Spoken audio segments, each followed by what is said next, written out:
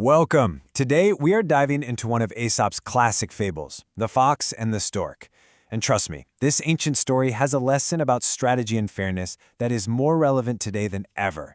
It's basically a masterclass in the art of the perfect comeback. You know the feeling, right? When a joke goes just a little too far, and then the universe or a very clever opponent serves up a response that is just poetic justice? Well, this story is the absolute gold standard for that exact moment. But it's so much more than a simple revenge tale. It's actually a blueprint for thinking strategically. So, here's the big idea we're going to unpack. This isn't just some kid's story about playing nice. Nope, it's about a fundamental rule of social strategy. If you're going to dish it out, you better be ready to take it, because a smart opponent won't throw a tantrum. They'll get even, and they'll do it in the most fitting, perfect way imaginable. All right, let's set the scene and meet our two main characters. Their little dinner party is about to teach us everything we need to know about the power of reciprocity. So, in one corner, you've got the fox. He's all about mean-spirited, malicious tricks. He's impulsive, he has zero empathy, and he definitely isn't thinking about tomorrow. And in the other corner, the stork. She represents calm, strategic patience. It's a real classic showdown. Impulsive cruelty versus quiet, calculating intelligence. So our story kicks off with the fox, who decides it would be hilarious to humiliate the stork. He often made fun of her unique appearance, so this wasn't just a friendly little prank. This whole thing was designed to be cruel right from the start. The fox invites the stork over for dinner, and this is where the cruelty is all in the details. He serves up soup, but in a dish so incredibly shallow that it's perfect for him to lap up, but completely useless for his guest. Yeah, with that long bill, all the stork can do is get the very tip wet. She can't get a single drop of soup, while the fox is just slurping it all down. The humiliation is absolute. But here's the most important part. The stork doesn't get angry. She doesn't make a scene. She just gets quiet. She observes. And she learned. And this is where the whole story flips.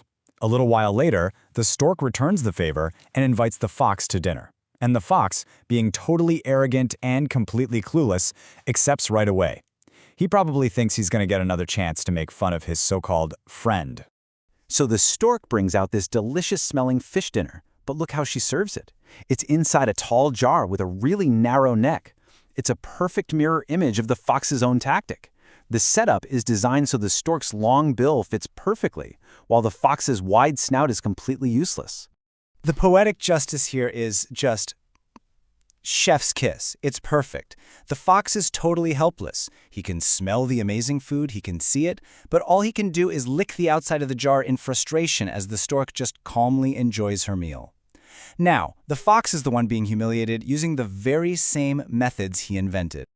As the fox finally loses his temper and starts getting angry, the stork just calmly looks at him and delivers the moral of the story, and really the core lesson for all of us.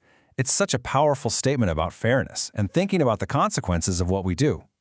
The story itself is pretty simple, right? But the principle behind it is incredibly deep. So let's break down this idea of reciprocity and really look at why the stork's revenge wasn't just satisfying, it was strategically brilliant. At its very heart, this fable is all about reciprocity. Think of it like the golden rule, but in reverse. It's not just telling you to be nice, it's a warning. It's about understanding that every single thing you do sets a standard for how you can be treated in return. The fox set the rules of the game, and the stork just decided to play by them. And this little breakdown really shows the huge difference in their strategies. The fox, a complete failure of empathy. He only saw the stork's unique feature as a weakness to exploit. The stork, on the other hand, used empathy strategically. She understood the fox's design and then turned it right back on him. The fox had zero foresight, while the stork played the long game. And the result? A perfectly just outcome. Okay, so how do we actually apply this ancient wisdom in our lives today? How can we learn to be the stork when we run into the foxes of the world? I mean, this dynamic is absolutely everywhere once you start looking for it. Socially, it's that friend who always makes fun of you for being bad with computers, but they can't cook to save their life. Professionally, it's the coworker who withholds key information to try and get ahead, basically creating a shallow dish for you. And commercially, it's that company with the super tricky fine print, a trap just waiting for a clever customer to find a loophole. So what are the big mistakes we need to avoid? First, thinking your advantages will last forever, and that other people's weaknesses are permanent. Big mistake. Second, always underestimating a quiet opponent. If they're not yelling, they're probably planning. And third, and this is the big one, failing to see your own vulnerabilities. The fox was so obsessed with the stork's long bill, he completely forgot about his own wide snout.